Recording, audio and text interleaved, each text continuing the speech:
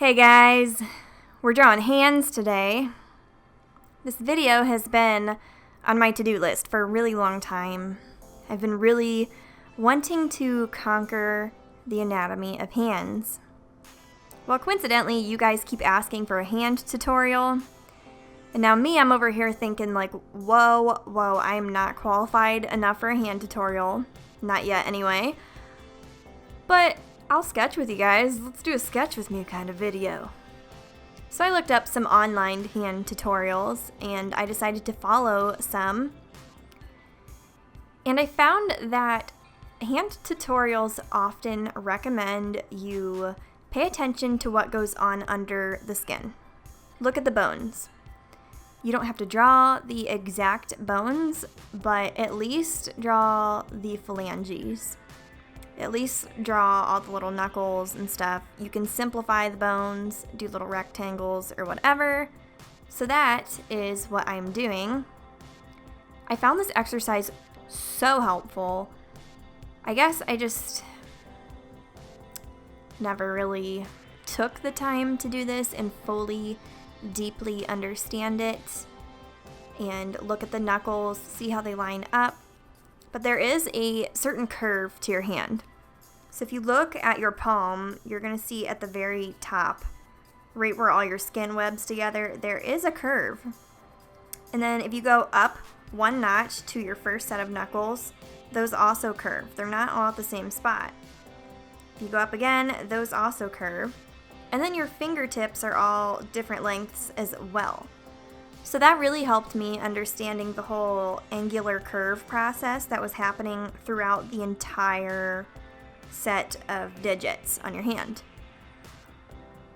I feel like this was an exercise that I will carry with me because it just really helped me grasp that no matter how I draw a hand, there are certain elements that are always going to be there, no matter what pose.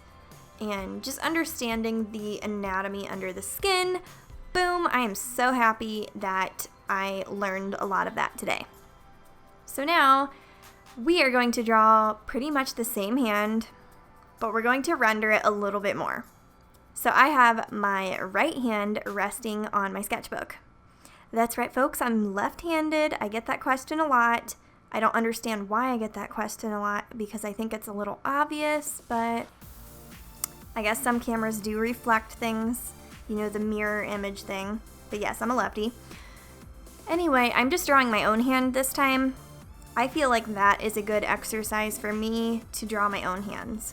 I think it helps me to improve a lot. Plus, it's like I always have a reference with me, my own body. So I'm just resting it, drawing it with the same concept.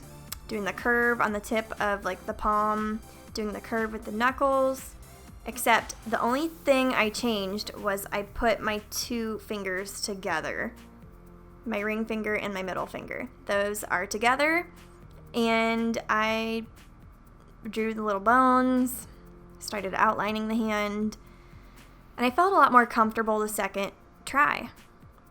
So I always feel like kind of a newbie when I just draw the plain hand doing nothing. Like, wow, I should spice it up. But actually drawing it again really helped me, and I gained a little more confidence. So I did a little bit of shading, felt a little good about life, and I was like, hey, let's conquer the world. Let's draw more hands. So guess what, guys? We're going to draw more hands. I hope somebody's sketching with me. If you are, let me know if you're drawing hands too. The comment of the day: what body part do you struggle with drawing the most? For me, it is absolutely hands. Hands for sure, and probably just full body anatomy. If I'm drawing an entire body, I tend to draw shorter legs. I think that's my struggle.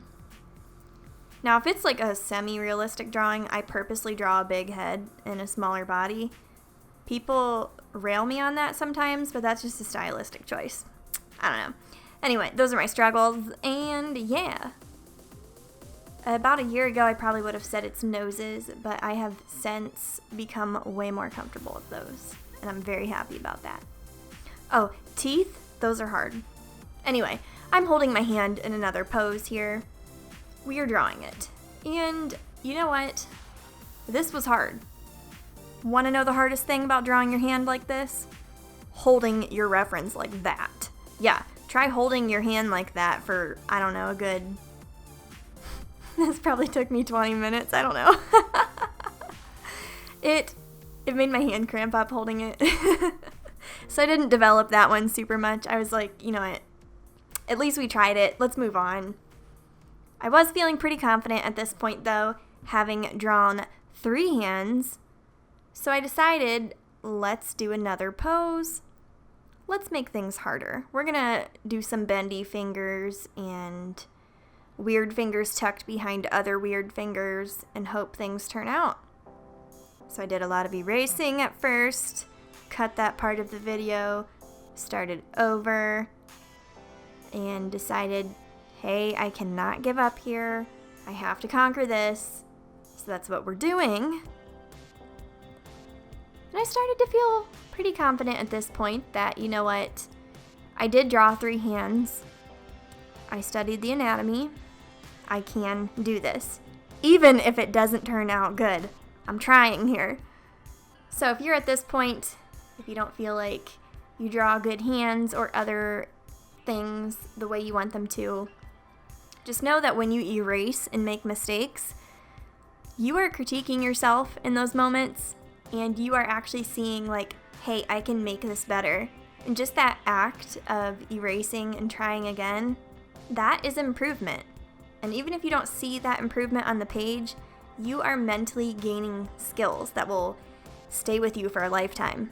And when you try your next drawing, it'll get a little better. So keep that in mind, folks. That's what we're keeping in mind here, and I'm gonna try to be super optimistic with these hands, because if I let myself get frustrated, I will continue to avoid it. So that's what we're doing. Now I decided to not draw a lot of bones on this hand. Like the hands on the other page, I drew the little bones, developed them. This time I skipped that because my ultimate goal is to be able to just wing a hand like this and not have to do all the little guidelines and everything. That's like my dream, but those guides are so helpful. So how can you not sometimes, you know? But I always admire the ability to just draw a hand and not have to do all those guidelines and erase them later. Just kind of get a feel for the anatomy. I think this step comes more with drawing hands more. If you don't avoid it, if you get more comfortable, this part becomes easier. But yeah, I decided to shade certain areas of this hand. Basically because I have trouble shading knuckles, especially those little skin wrinkles. Hello. You look at your own hands and, oh, that looks real because it is real. And then you look at my little skin wrinkles that I draw on the knuckles. I don't know what's happening, but it never makes me happy. But you know what? This time, I was a little happier with it. I think we're getting somewhere. I think every sketchbook I do like a page of hands, and I'm like proud of myself because I tried it, and then I get scared and I don't go back to it. This sketchbook, I want to keep trying. We'll see.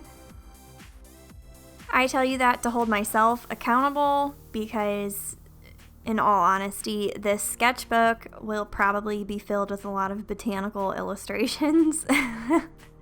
I bought this sketchbook because I wanted to do like gouache and watercolor in it. So yeah, there will definitely be botanical illustrations. But I really do want to develop my skills for drawing hands more. I think it would really help me. So I hope to do more in this sketchbook. I decided to draw one more hand. This was the hardest one, but unfortunately I lost a lot of the footage for it. So You'll see me just drawing away here, and then in a second it'll be done. But the reason why this one was super hard was because I had to draw the fingernails, and there was a lot of attention on them. I struggle with fingernails, so it wasn't the easiest thing in the world, but that's okay. At least I tried, and it was a learning experience. So that made me feel good. Now to really seal the deal, and I just really wanted to feel good about myself after hovering over the sketchbook for 2 hours practicing hands, I decided to give everything a splash of watercolor. No shading, just, a little bit of shading with pink, but not much. I just wanted to give my sketches a pop of color. I recommend that if you want to lift your self-esteem a little after sketching. If you have thick enough paper though, if it's really thin it'll warp, but this made me feel really happy about everything at the end, and it was nice because I had no pressure when I sketched with just a pencil, but now there's some color to it. I hope you enjoyed this sketch with me video, and maybe one day I can do a tutorial. Who knows? For now, it'll just be these little sketch with me things for hands and anatomy, probably. We'll see, as I said. But thanks for watching. If you're still here, let me know, because I love giving you guys a pat on the back when you stick around. Alrighty, have a good day. Try to draw something that scares you or intimidates you, something you want to improve. You can definitely do it with practice.